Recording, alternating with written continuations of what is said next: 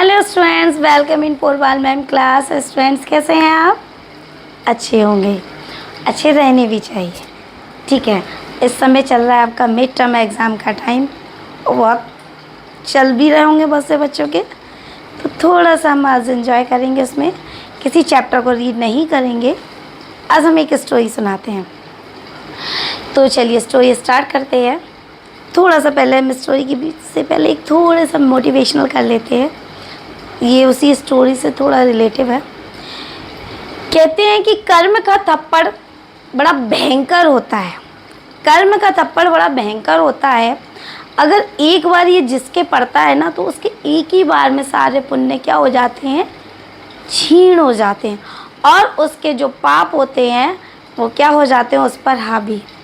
जब ये कर्म का थप्पड़ पड़ता है ना किसी के ऊपर, तो राजा भी क्या होता है, भीख मांगने लगता है। तो इसलिए भूल कर भी कभी किसी के साथ छल कपट ना करें,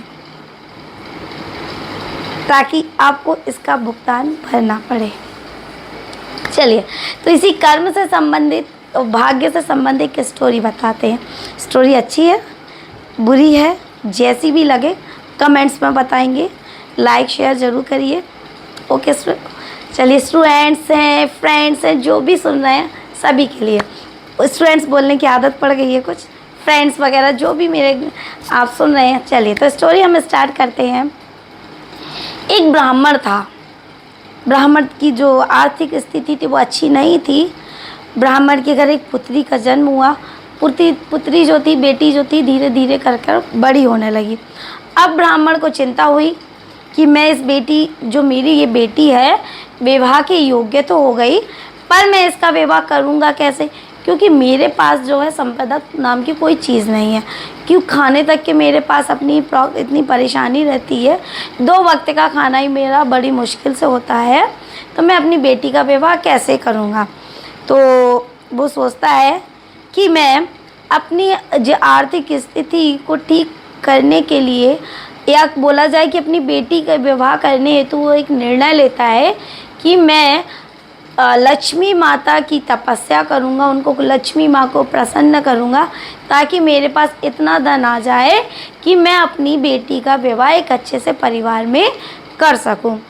अपनी इसी इच्छा को लेते हुए वो एक वन में अपनी जाता है और अपनी पत्नी से कहता है कि मैं पुत्री की विवाह हेतु धन की कामना के लिए माँ लक्ष्मी जी की तपस्या करने जा रहा हूँ। तब तक वह अपना और पुत्री का ध्यान अच्छे से रखे। तो ये कह के वो जो ब्राह्मण था, ब्राह्मण जंगल में चले जाते हैं। अब तपस्या करते करते कुछ साल व्यतीत हो जाते हैं। तो इस बीच क्या होता है, जो गांव वाले लोग होते हैं वो कहते हैं कि ये ब्राह्मण तो पता नहीं कहाँ गया है।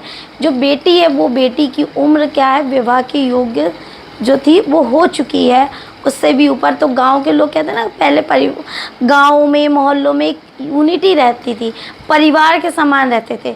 तो जो गांव के लोग होते हैं तो वो क्या करते हैं, अपनी तरफ से थोड़ा बहुत धन एकत्र करके उस ब्राह्मण की पुत्री को अपनी सुविधा अनुसार, उन पर जितनी भी व्यवस्था हो सकती है, उस पुत्री का विवाह वो सब गाँव वाले मिलकर कर देते हैं। अच्छा, इस बात का ब्राह्मण को पता नहीं था। तो जैसे जैसे वो अपनी तपस्या में ही लगा हुआ था, बट उनकी पुत्री का विवाह वहाँ गांव के लोगों ने कर दिया था। कुछ समय भी व्यतीत होता है, फिर लक्ष्मी माँ प्रसन्न होती हैं उस पर, ब्राह्मण को दर्शन देती हैं। अब ब्राह्मण से पूछती है, बताइए ब्राह्मण देवता, मैं आपकी तपस्या से प्रसन्न हूँ, आपको क्या वरदान चाहिए।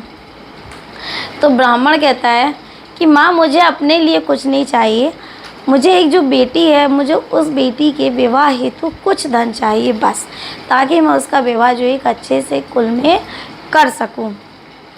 तो लक्ष्मी माँ कहती हैं कि तुम जिस बेटी की विवाह हेतु तुमने ये तपस्या की, धन हेतु तुमने वो तपस्या की है, उस बेटी का तो विवाह हो चुका, तो अब तो ये नहीं हो सकता। अब बताओ, कोई दूसरा वर तुम मुझसे मांग लो। तो ब्राह्मण कहता है, अगर माँ उसका बेटी का विवाह हो गया है तो मुझे और कुछ नहीं चाहिए। और लक्ष्मी जी कहती हैं, ऐसे कैसे हो सकता है, मैं तुम्हारी तपस्या से प्रसन्न हूँ, तो मैं तो तुम्हें कुछ ना कुछ वर देकर ही जाऊँगी।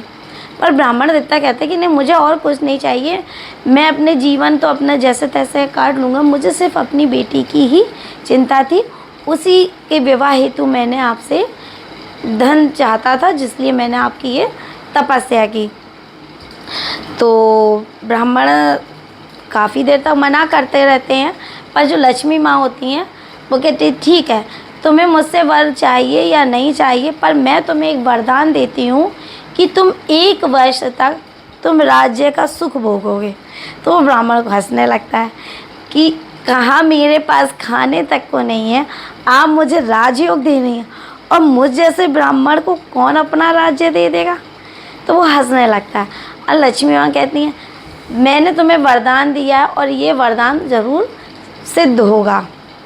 ब्राह्मण कहता आपके कहती हूँ तो होगा, पर मुझे नहीं लगता कि मुझ जैसे ब्राह्मण को कोई अपना राज्य दे देगा। तो लक्ष्मी माँ इतना वरदान देकर चली जाती हैं। अब जो ब्राह्मण होता है, ब्राह्मण क्या होता है, वन से अपने गांव की ओर जा रहा होता है। जब वो गांव की ओर जा रहा होता है तो उसने सोचा चलो, अपने गांव, बीच में एक गांव पड़ता है उसे, तो वो कहता है कि मुझे राजयोग मिलेगा, कहाँ मिलेगा, कैसे मिलेगा, पता नहीं। तो वो एक गांव में पेड़ के नीचे सो रहा होता है, एक गांव में पेड़ के नीचे सो रहा होता है। तो वहाँ पर क्या होता है, सो रहा तो उस समय उस राजा के कुछ राजा के सैनिक आते हैं, उसको वहाँ पकड़ लाते हैं, ब्राह्मण को महल में पकड़ कर लाते हैं। अब ब्राह्मण को जब वो महल में पकड़ के लाते हैं तो राजा द्वारा उससे पूछा जाता है कि आपका क्या दोष है। राजा द्वारा पूछा जाता है कि इस ब्राह्मण का क्या दोष है। तो सैनिक कहते हैं महाराज, इसका दोष ये है कि ये हमारे जो महारानी का जो महल था उस बगीचे में, ये महारानी के बगीचे में ये सो रहा था, जहाँ पे पुरुषों का आना मतलब अलाउ नहीं था आने का, कोई मतलब पुरुषों को आज्ञा नहीं थी वहाँ आने की। तो वो कहता है, महाराज कहते हैं अच्छा ऐसी बात है, तो इसको गांव के बाहर फेंक दिया जाए। अब ब्राह्मण को गुस्सा आता, जे मुझे राजयोग मिल रहा था, मुझे गांव के बाहर उठा के फेंक दिया, उस पर मुझे वरदान मिला था कि मैं राजा का सुख भोगूंगा, राज्य का सुख भोगूंगा, राजा बनूंगा। तो कहता है बेकार, कुछ नहीं है, मैं अपने गांव जाता। बीच में उसका मन कुछ बदल जाता, कहता है मैं मरना चाहता हूँ। पर वो ब्राह्मण था, आत्महत्या कर नहीं सकता था। अब उसका मन हुआ मैं आत्महत्या तो नहीं करूँगा, क्योंकि आत्महत्या करूँगा तो मुझे पाप लगेगा। तो कि कुछ ऐसी रणनीति बनाई जाए जिससे मुझे मृत्यु भी मिल जाए और मुझे पाप का भागी भी ना बनूं। उसने क्या किया जाए, काफ़ी देर सोचता है, फिर उसके मन में एक योजना आती है। वो वापस से दोबारा से राजा के महल में भागकर पहुंचता है और अपने पैरों से एक चप्पल को उतार कर राजा जो सिंहासन पर बैठा हुआ होता है उस राजा को मारने लगता है। उसके मन में ये विचार चल रहा होता है कि मैं ये जो अपने पैर के जो जूते को राजा को मारूंगा तो जाहिर सी बात है कि राजा मुझे इसके बदले में क्या देगा, मृत्यु दंड देगा। और राजा के द्वारा दिया हुआ मृत्यु दंड क्या होता है, मतलब अकाल मृत्यु में नहीं आता वो। तो मैं यहाँ वहाँ भटकूंगा भी नहीं और ये मेरी मृत्यु भी हो जाएगी, ना ये आत्महत्या रहेगी ना अकाल मृत्यु रहेगी, क्योंकि राजा के द्वारा जो आपको दंड मृत्यु दंड दिया जाता है उसमें आपको मृत्यु ही मिलती है। तो वो खुश हो जाता है कि चलो। पर क्या होता है, जैसे ही वो जूता उतार कर राजा को फेंक कर मार रहा होता है, पर वो जूता राजा को ना लगकर राजा के सिंहासन पर ऊपर एक छत्र लगा हुआ था। छत्र होती है ना, देखा होगा, राजा के सिंहासन के ऊपर छत्र लगा हुआ था। तो वो उस छत्र पे लगता है। इत्तेफाक से क्या होता है, उस छत्र में एक नागिन थी, काला नागिन जो भी आप मान लीजिए, एक सांप था काला सा, वो छत्र में छुपा हुआ बैठा था।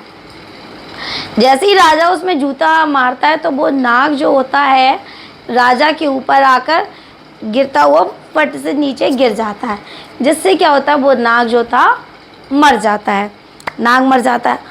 अब तो जो सैनिक वगैरह आते वो उस ब्राह्मण को पकड़ लेते हैं, क्योंकि उनकी नज़र में ये था कि ब्राह्मण ने राजा को जूता मारा है। पर महाराज कहते हैं अरे नहीं, इसने मेरी जान बचाई है। ये जो सांप था शायद अगर ये नहीं करता तो मुझे काट लेता, ऐसा भी हो सकता था। फिर ब्राह्मण वो अपने जो उनके कुलगुरु होते हैं उन्हें बुलाया जाता है। जब कुलगुरु आते तो वो उनकी कुंडली पत्रा वगैरह देखकर बताते कि आज राजा का जो योग था काल सर्प योग था, यानी आज राजा की जो मृत्यु थी किसी नाग के द्वारा होनी थी। और तो जैसा राजा ने सोचा था ये बिल्कुल वैसा ही निकला कि जो नाग था वो उस राजा को मारने के लिए आया था, पर उस ब्राह्मण की वजह से वो राजा की मृत्यु ना होकर वहाँ क्या हो गई, उस सर्प की मृत्यु वहाँ पर हो जाती है।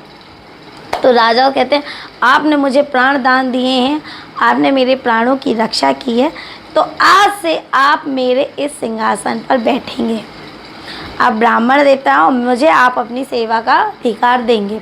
पर ब्राह्मण कहते हैं नहीं महाराज, मैं क्या जानूँ राजकाज करना, मैंने कभी ये किए नहीं, मुझे राजकाज करना नहीं आता, मैं ये नहीं कर सकता, ये तो आप ही को शोभा देते हैं।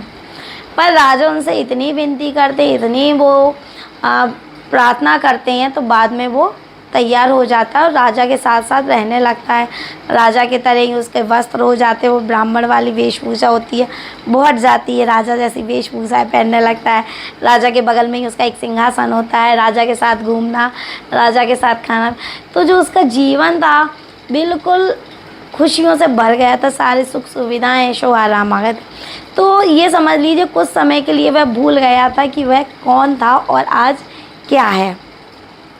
ऐसे कर कर के कुछ महीने व्यतीत होते चले जाते हैं और कुछ 1 साल के समथिंग होने का समय आ जाता है।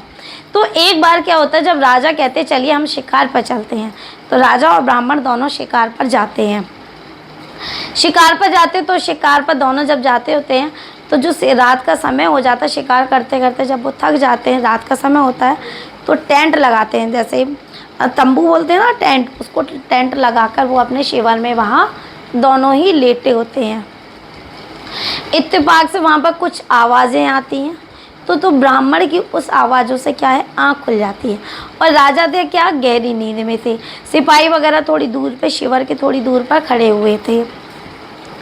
अब जब ब्राह्मण के कानों में एक आवाज़ सी आती तो ब्राह्मण उठकर देखता, उसे आसपास कुछ नहीं दिखाई देता। गौर से देखता तो राजा के पास एक काला नाग बैठा हुआ है।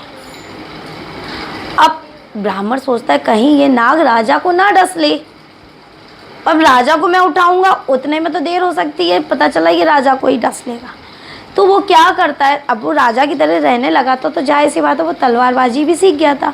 तो जैसे ही वो म्यान से तलवार निकालता है, ऐसे करके खींच कर निकालता है, तो उस तलवार को म्यान से निकालने में जो आवाज़ होती है, उस आवाज़ से क्या होता है, राजा की आँख खुल जाती है। ठीक है, उस तलवार से मतलब तलवार की आवाज़ से राजा की आँख खुल जाती है। इतने में क्या होता है, वो जो नाग फन निकाल के खड़ा हुआ था, वो फन अंधेरे में, वो सांप जो अंधेरे में ही रेंग कर शिविर के बाहर चला आता। अंधेरा था तो अंधेरे में होने के कारण नाग राजा को वो सांप दिखाई नहीं दिया।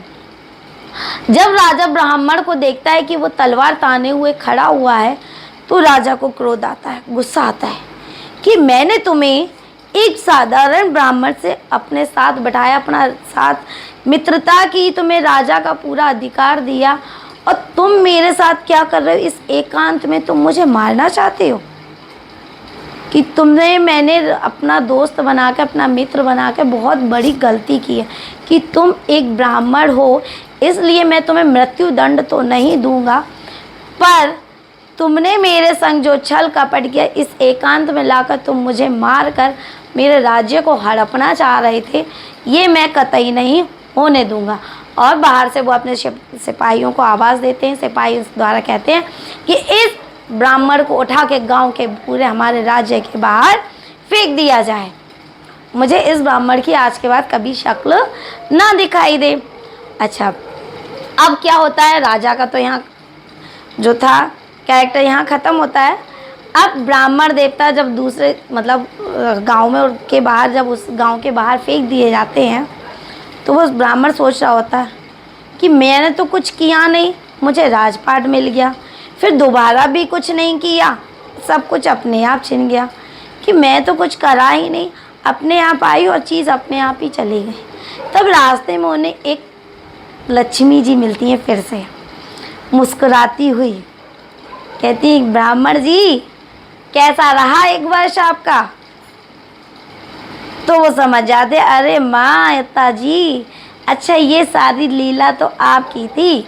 तो वो कहती हैं हाँ जी ब्राह्मण जी, मैंने आपको 1 साल का जो वरदान दिया था कि आप राज सुख भोगेंगे, वो आपको अपने आप मिल गया और 1 वर्ष पूरा होते ही वो आपसे छिन गया। इसलिए कहते हैं जिसके भाग में जो है उसे कुछ ना करने पर भी वो उसे अपने आप मिल जाएगा, और जो आपके भाग में नहीं है कुछ ना करने पर भी आपके हाथ से वो चला जाएगा। तो कर्म की गति बड़ी तेज़ है भाई। कर्म की गति और पुण्य जो है व्यक्ति को कब उससे छिन जाए, कब उसके पाप उस पर भारी पड़ जाए, इसका कुछ पता नहीं। तो कभी भी किसी के साथ छल कपट ना करें, अपनी नीयत साफ रखें। बस आज की स्टोरी में इतना ही। फिर अपने नए वीडियो में नए चैप्टर स्टोरी के साथ फिर आपसे मिलेंगे। Okay guys, friends, students, take care, good night.